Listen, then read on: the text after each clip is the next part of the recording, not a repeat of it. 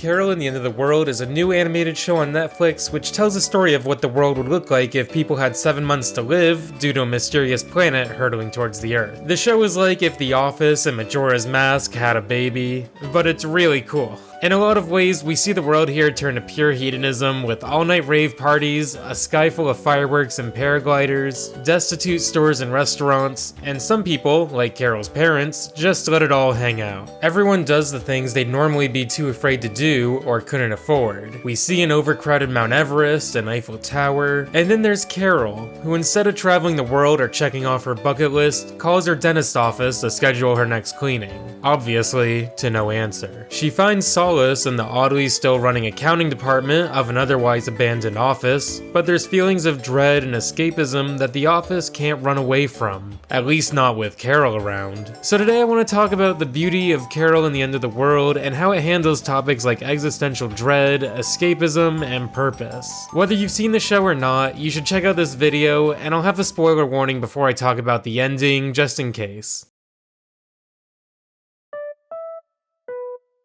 So the show doesn't start us off with a whole lot of info about what's going on. We see the world look close to apocalyptic, with destroyed streets, abandoned cars, and empty businesses everywhere, but it's a pretty funny twist to see fireworks and flamingos run rampant, as opposed to zombies or something. It's like the most cheery apocalypse I've ever seen. We piece together a mysterious planet named Kepler is on a crash course towards the Earth with an over 100% chance to obliterate it. Now Carol is pretty deadpan and dull, but to be boring when confronted with the end of the world is pretty not boring if you ask me. And this is a big point of the series. Carol is content with her life. She doesn't need to go skydiving or surf the world to find her enlightenment. She just wants the subtle sensibilities of working in an office and going to Applebee's after her shift. We see Carol doesn't fit in well with others, and her dull aura and idiosyncrasies definitely rub a lot of people the wrong way, but I personally really enjoy her. I think it's really refreshing to have a unique protagonist like Carol. I can't really think of many other animated shows with a middle-aged woman as the protagonist. If you think of any, I'd be curious to know. Carol's also believed to be neurodivergent by a lot of fans, citing her need for routine, which is also shown in her hatred for the weekends, but we also see her struggle to express her emotions, at least initially, like the awkward interactions she has with Donna at first. There's also a scene where Carol steals printer ink at gunpoint, and she has an emotional breakdown, which is actually pretty emotionless, all things considered. But regardless of the intent, Carol is a really thought-provoking character who shows the subtle sensibilities of everyday life. Carol's played by Martha Kelly, a comedian and voice actress I most associate as Martha in one of my favorite shows, Baskets. She plays the same deadpan character here, so it's no surprise when the series was in production, Dan Guterman reached out to Martha to play the title character. Just about everything in Carol vs. the End of the World rides a fine line of fatalist or absurdist, potentially nihilist. Every scenario the show presents is a double-edged sword of hope and dread, or love and agony, of reality and escape,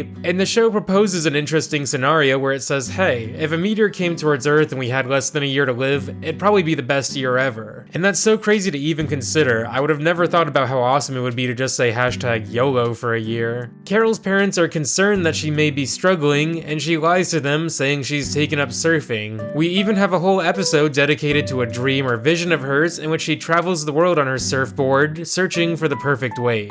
And it plays out like a big metaphor for Carol searching for her purpose in the world. I like to think this episode challenges the perception of Carol's character, like would her isolation and her introversion be a more compelling story if she searched for her purpose by surfing the world, or was more of a world-traveling extrovert? The technology of the show also hints that it might take place in the early 2000s, and I gotta say it's kinda refreshing to have a show in the last few years tackle the topic of isolation, not directly on the nose of COVID. Series creator Dan Guterman talks about how the episodes are like half-hour poems, and the show really achieves a very atmospheric vibe I haven't really seen in a lot of animation. The pace of the show is another double-edged sword, where there's a lot of atmospheric moments with a slow burn that are really nice, but it's not perfect in this regard. Like, I wish the surfing episode wasn't 24 minutes long. While it's very poetic in one sense, it kinda just feels like a running gag for 24 minutes. With that being said, the show has so many unique qualities in terms of its tone and symbolism, I'd recommend it to any fan of animation, at least just to say you've seen it. So let's go further into what makes it so special.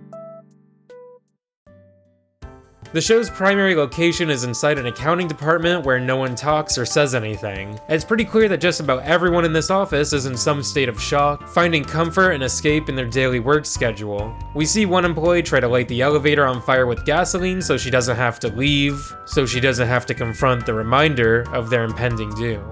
Others sleep at their desk as the office is a distraction from their fear and existential dread, with fear being replaced by exhaustion. The office is fittingly referred to as the distraction. Carol tries to break down her husks of coworkers and makes a couple friends, Donna and Luis. We see Donna also has a complex relationship with work. There's a scene where she celebrates Christmas with her family.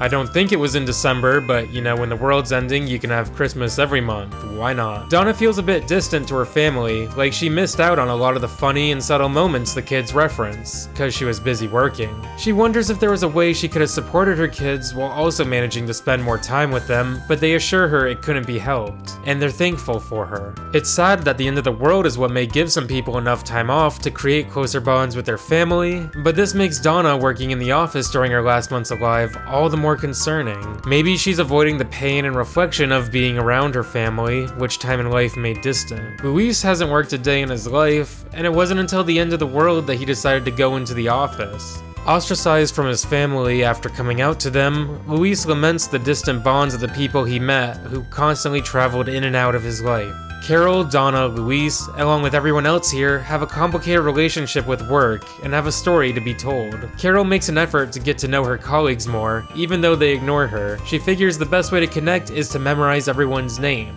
This small gesture of kindness goes a long way, and little by little, we see people open up to Carol. This show feels like it really organically invites us in as the viewer. As the relationships of the employees grow closer, we get to see more and more of their stories. They're not afraid to give characters a moment of solitude, even background characters. We see Luis ice skating to I Will Survive, or partaking in a drug deal, except he's not receiving drugs, he's trading drugs for a birthday cake, which he solemnly enjoys in solitude.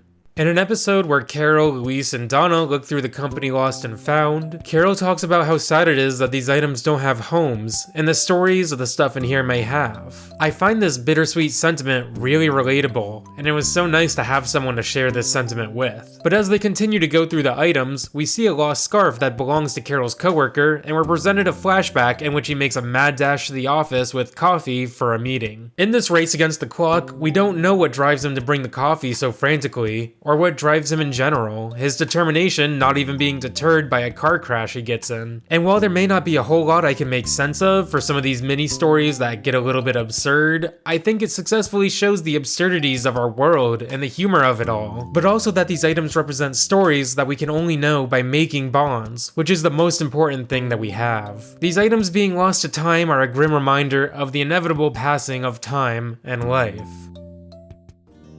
So I want to talk about how this all relates to the ending of the show. If you're concerned about spoilers, feel free to pause here and come back later, but I'd love if you commented so I can kind of gauge if this is how I should discuss spoiler content in the future. So the last episode follows the perspective of the Distraction's head of HR, as she investigates Carol for some kind of disturbance she's caused. The employees of the office are crying for some reason, which we soon find out is because of Applebee's.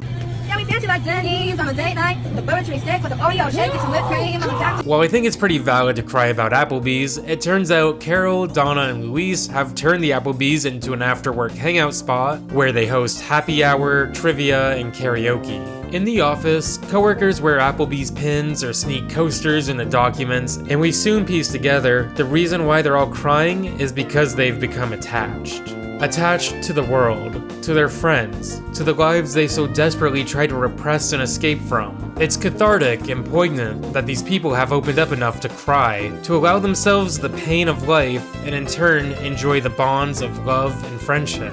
The show ends with Carol enjoying a tender moment with Donna and Luis, the investigation document finished, and Kepler moments from impact. It ends abruptly, without a full sense of closure, but that's the beauty in this ending, and in life. Some people speculate there could be a season 2 to tie up some loose ends, especially because there seemed to be time left before the impact at the end of the show. But I don't think it'll happen, and I really like this conclusion. I appreciate the abruptness of it. It's true to life in that sense. Carol and the End of the World isn't a story about death. It's a story about life. If there wasn't a meteor hurtling towards the Earth, something would still get them eventually, and sooner or later, they'd have to confront these feelings they have inside them regarding their dreams, their purposes, and the bonds they've made. It's a show about seizing the day and trying to live life with no regrets. And while the key to life is different for everyone, Carol shows that the world is a pretty absurd place, full of dread and regret, but more importantly, full of love and humor. Carol created a community of gentle kindness, which in turn helped the others realize their truths. You can almost sum up the series as my favorite quote from Khalil Gibran. Your pain is the breaking of the shell that encloses your understanding. It is the bitter potion by which the physician within you heals your sick self. Therefore, trust the physician and drink his remedy in silence and tranquility. Thanks for watching, and I'll talk to you next week. Bye.